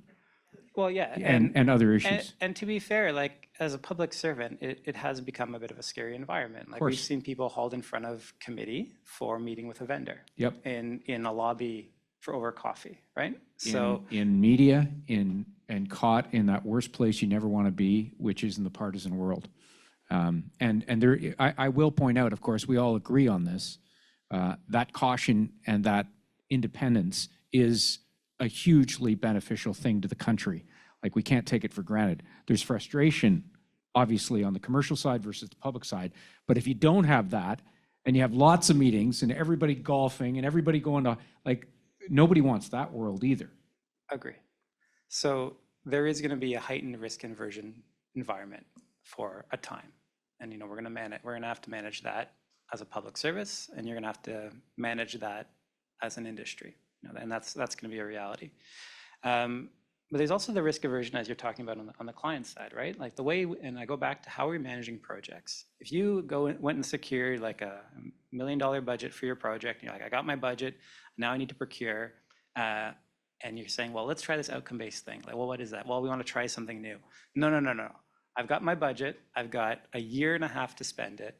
I need to run a process that gets me something that I can spend my money on and get to an outcome, right? So part of this, again, there's risk aversion, but how we set things up from the beginning in terms of how we're going to manage our initiatives is going to drive the types of behaviors that we're going to see on the procurement side. So, like, I'm kind of moving it upstream to say that the more we look at how we're going to deliver differently, the more we're going to take, and we're seeing this on a number of files, like SSC is doing their Agile Procurement 3.0. I've seen some of the major IT initiatives within that come through my office, taking more outcome and iterative-based approaches, more gated approaches. Like, we're seeing it, but it's like 1 or 2 or 3 major ones a year. And that's not the pace that we need to really drive change. And so I'm hoping that ramps up over time. But again, that takes time. I do want to get to questions, but what I'd like to do, if it's okay with the panel, if I haven't asked you something you want to say, let's go down the line. And if you don't have something like that, maybe if you could pick one thing, I don't mean to put people on the spot, that would make the system as a whole, whether it's private or public sector, better, what would it be? Anyone want to start on that? Louis? Probably echoing what you just said around agility. In the private sector, we see this a lot. Basically, it's defining an MVP, getting an MVP out the door, then iterating, adding more and more functionality. What we see in public RFPs, a very, very long list of requirements, very constrictive. And maybe I'll just give you an example. So you have to put together an e-commerce site like we did, right? When you do an e-commerce site, you have to think as well about accessibility, right? So people that have disabilities, accessibility, et cetera, et cetera. If that's needed from day one, instead of delivering the project in 5 months, getting the backlog out, getting those visas out, getting those permits out, getting the passports out, you're waiting 2, 3, 4 years. That's a huge issue. So having a little bit of flexibility and agility and saying, let's get the MVP out, let's get this thing rolling, let's get experience with the platform, and then let's add in the more complicated features like accessibility. And what's really, really cool with technology, it's not like building a bridge. If you don't think about accessibility right away when you're building a bridge, you're done. With technology, you can come out with a great website, make sure that it's usable, there's a good user experience, and then you can add in pixel perfect, accessibility, and a bunch of other stuff, and you can do it with that iterative way. So again, having that collaborative approach and that flexibility and agility, I think is how we're gonna be able to get more to Canadians faster. And yes, we're gonna have to use the 80-20 rule, right? We won't be able to have all of the requirements from day one, but as long as it's planned and well communicated, and that there's a plan B. So for people that have disabilities that can't order something on your website, you have to have a plan B for them. And it's gonna involve manual work. But you have 80% of your customers buying online, not having to call you anymore, and complaining that there's long lineups for passports or visas or permits or whatever you're trying to put. So that flexibility, I think, is my biggest recommendation as to how we can accelerate things and deliver more value to Canadians. Flexibility. Zhishan, do you want to weigh in on a one or a? So, in my opinion, the large procurements are done in Canada outside of public sector as well. All large banks, telcos, insurance companies, they do huge procurements. And I'm a new entrant to this, last 5 years doing feds. In my understanding, the procurement processes in the federal government are extremely complex. And so the players who've been doing this for 10, 15, 20 years have figured this out. And so they focus on staying extremely compliant to the procurement process, which is necessary, and I understand that. But since the requirements are not as well defined as Réjean you were talking about, they keep a substantial buffer. So it's not uncommon that if I've seen Salesforce projects delivered, say, for $5 million in a bank, that same project will be delivered for $70 million in the federal government. And so the ratios are totally out of whack. And I think, you've mentioned that, and I think you've talked about this. I think the federal government is aware of this, and they're trying to simplify and modify the procurement processes. I think that'll drive a great change. For me, it all starts with senior management support. If we're going to affect change, we have to have support from the top down. And fortunately at SSC, we got a great executive team, and they're very supportive. But if we're actually going to move forward, we really need them to be pushing it along with us. It'll come in really handy when we do get that pushback from the business line, when they don't want to do something new or outside the box. If we get that pushback, if we can, have those discussions at the highest levels, and they say, no, it makes sense to do this, let's move on, let's try it. That's the key for me. Lysane? Yeah, I want to react. I do agree. So you asked what the single most element that we'd like to bring to this table that has not been said yet. And I'm gonna say, because I believe it's true in procurement, in any market segment, including infrastructure, including professional services, including information technology, that the initial decision must be based on life cycle cost, not just on capital cost. We've said it in many different ways. This is something that we need to shift towards as a federal government. Once the decision is made, and again, analogy with the infrastructure sector, we go, because time is money. And this is something we don't understand well as public servants. So the contractors are in place, the decisions being made. There's little room to make changes on the original scope, maybe on scope phase 2, maybe on scope phase 3. But scope phase 1, it's a done deal. Now we're in delivery mode. So this requires us, public servants, senior management in particular, to be extremely disciplined in sticking to the original decision and letting the private sector deliver. Because where you ask how we get contracts out of control, this is exactly how we get costs out of control. Project management is a triangle, if any of you are project managers, of scope, cost, schedule. You change any one of those elements, you increase your cost always. But this is something that we understand theoretically, but in applying it, we're having a difficult time to stick to original decision as the projects evolve. So I think this is an area of improvement for us. Thanks. Emilio? So I think the last thing maybe I'll add to this is that, there's an important conversation happening across the public service around values and ethics, and I would encourage that same conversation to be happening across industry. The risk of appearing before committee is not just on the public service side, we've seen it on the industry side as well. And it should be causing an important think about how are you managing your business? Who are you forming relationships with in terms of your partnerships with other companies? How are those partnerships being set up? And how are you approaching your client? I'll be very honest, I know full well that you spend more time talking to the clients than the clients spend talking to their procurement officer. So the advice that they're getting, their understanding of the rules and what's permissible, to be very frank, is probably coming from yourselves as opposed to their internal organization in many cases. That's a problem the public service has to address, because managers and executives should understand the rules and the confines in which they're supposed to operate. But let's be honest, they get their interactions from you. So it becomes incumbent on everyone in industry to also be thinking about how are they managing those interactions? What kind of advice are they giving to their clients?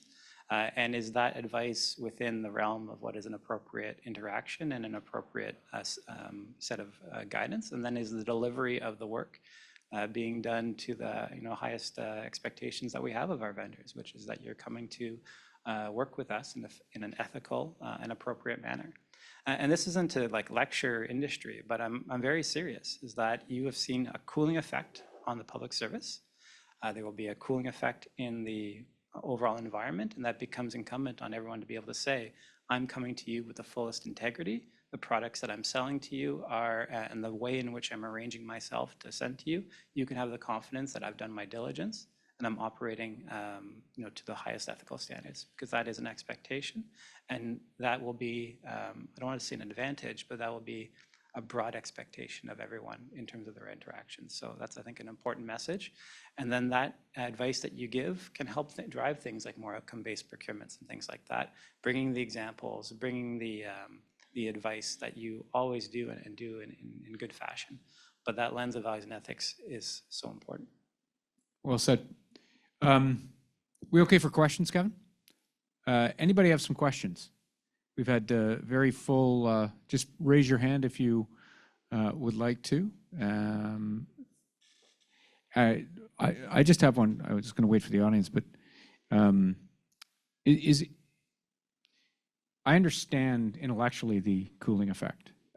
These things generally in systems work in some ways in pendulums. I mean, the risk is that it gets really cold and then work doesn't get done. Are you worried about that?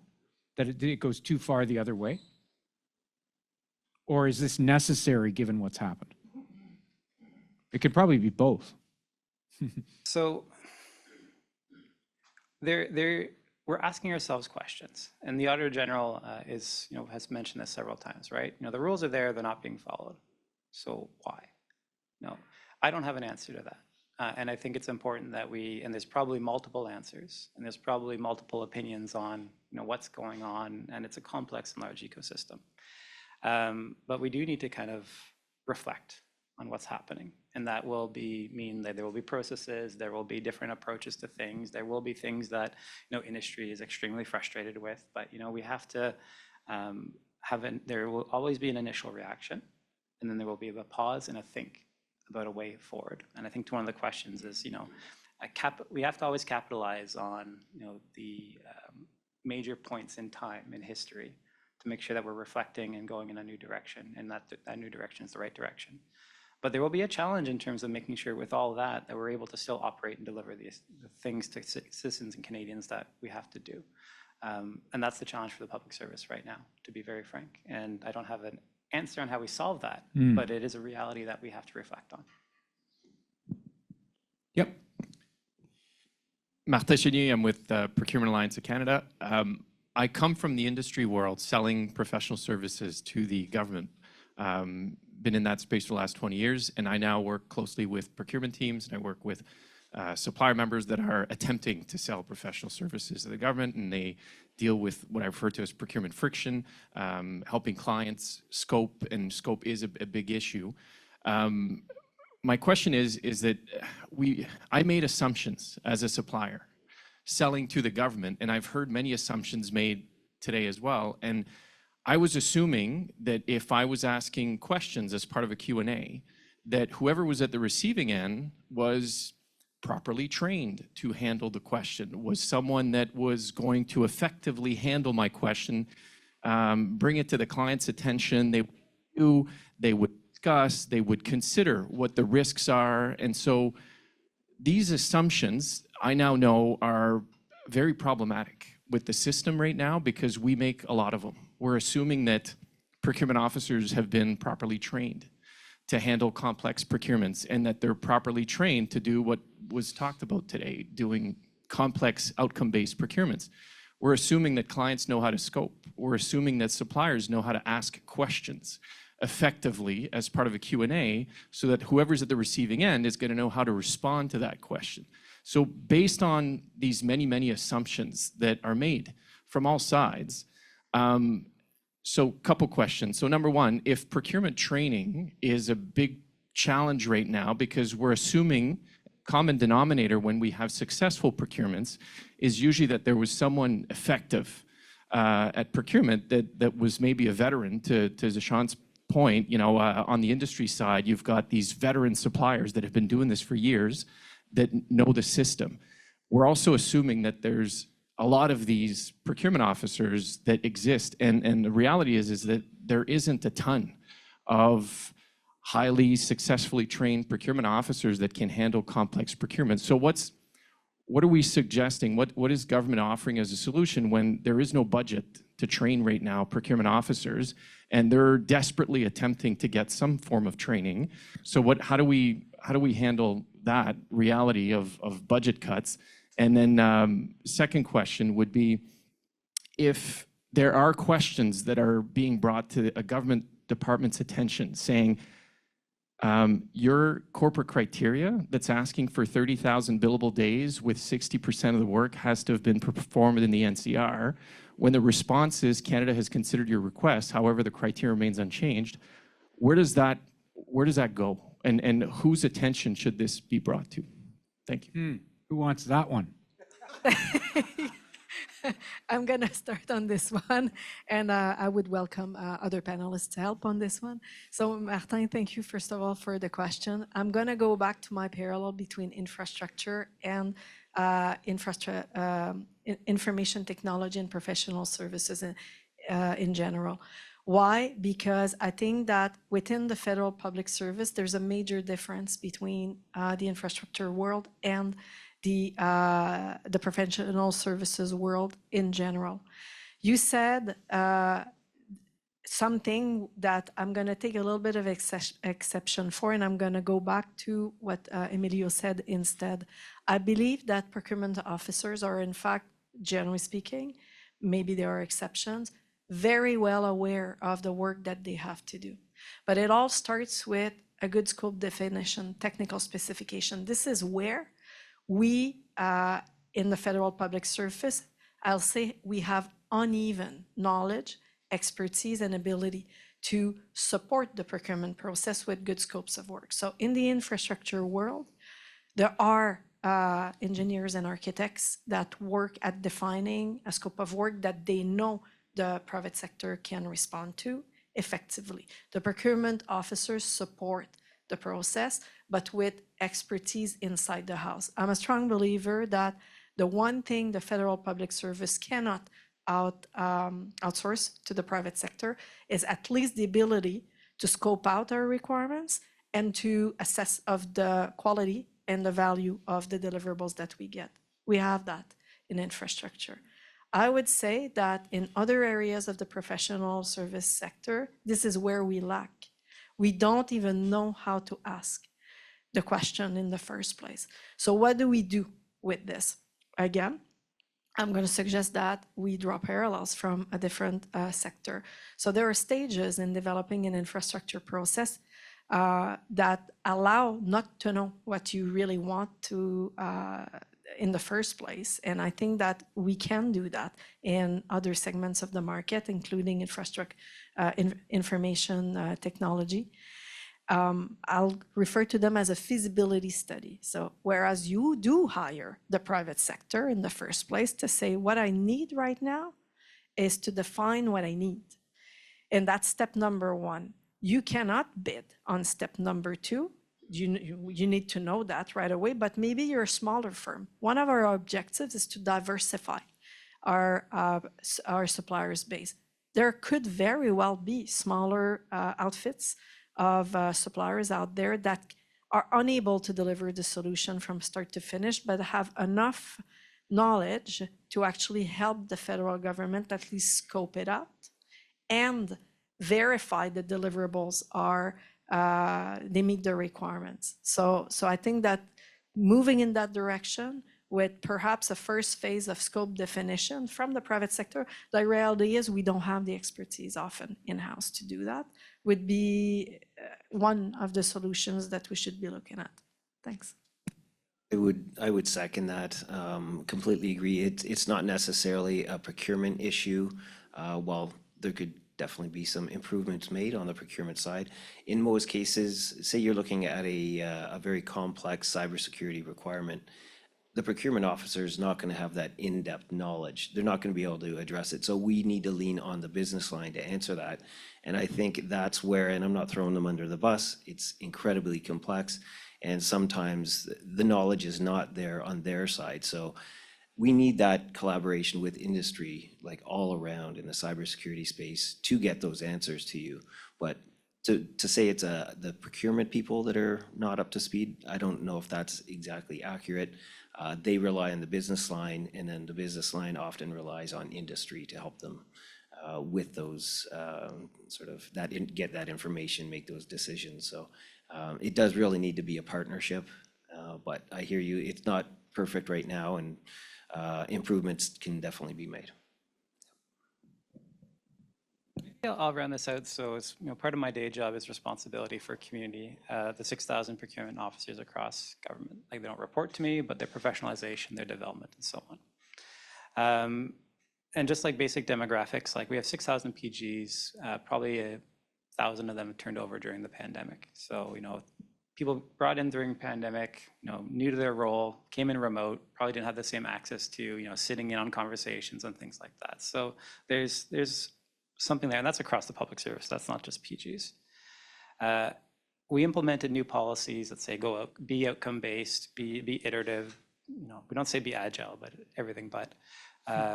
We don't use those words, but we say, all the characteristics. But then we said, go and do it.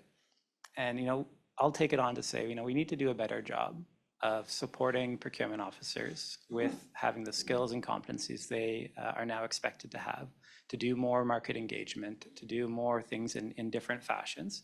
Because procurement is very different than the world in which many of our officers grew up in, which is, I've got a very set process, I've got a template that I use, I do an RFI, I do an RFP, we do an evaluation, and we award. That's been the world for, we got a lot of, I'm starting to get my gray here, so we got a lot of gray beards and gray hairs in the room. Like that's been the world, right? And so you're saying change almost overnight to a whole new set of processes, a whole new way of engaging, a whole new way of thinking, a whole new way of engaging with vendors, not just before the contract, but in a contract. And outcome-based procurement is a very different contract to manage than a 300 spec. Did you meet it? Yes. Did you meet it? Yes. Did you meet it? Yes. So I'll take it on to say, we need to do a better job of supporting people, not just procurement officers, clients, with a new way of doing things. And that's part of that culture change. That takes time. And then the last thing I'll say is going back to what I've asked of industry is that, you have those engagements with clients more than us. Sharing examples like this and events like this are actually extremely helpful because, you go to an event, you see, hey, that was an interesting way that procurement was done. That was I have a procurement coming up that actually could do something a little bit like that. That would actually seems like it makes a lot of sense. So it helps open the eyes, and it becomes, an open forum, an appropriate engaged forum for that knowledge to be shared. And so I encourage more events like this because it's extremely helpful in changing hearts and minds and helping with that learning and development. One more question? We have one more question? Well, we can safely, oh, go ahead. We'll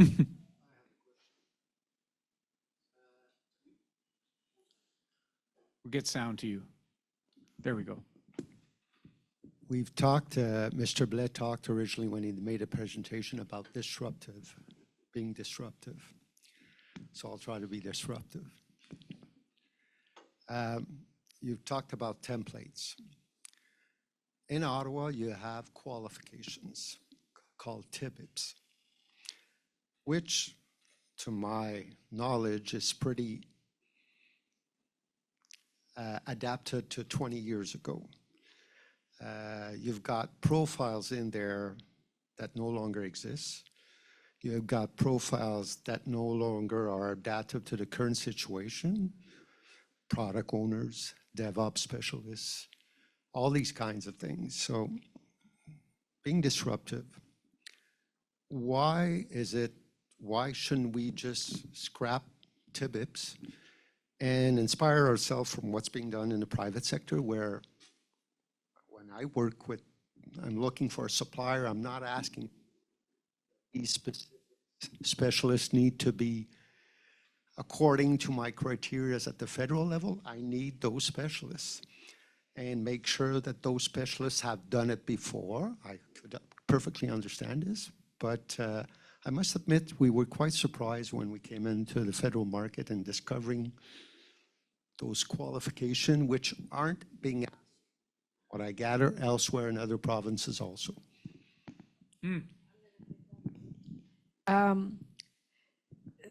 So as I've said in the short presentation at the beginning of the panel, we are looking at streamlining our methods of supply. So TBIPs is one of those seven methods of supply that I was talking about earlier. Methods of supply originally, I'll say 20 years ago, possibly even before that, were established to speed up the process of finding the right supplier. So the intent, and I don't think we're achieving it with the methods of supply as currently in place, was to pre-qualify suppliers so that we could then ask properly for submissions for specific requirements.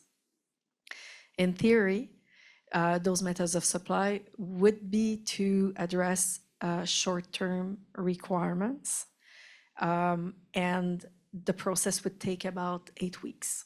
This is not the case currently. Okay, So when we talk about streamlining our methods of supply, that's exactly what we're talking about. There is still room, we believe, for a quick process for temporary help in the form of per diem rates. But when we talk about a large infrastructure project in the information technology sector, are these the right tools? Perhaps not necessarily. So we are looking at this.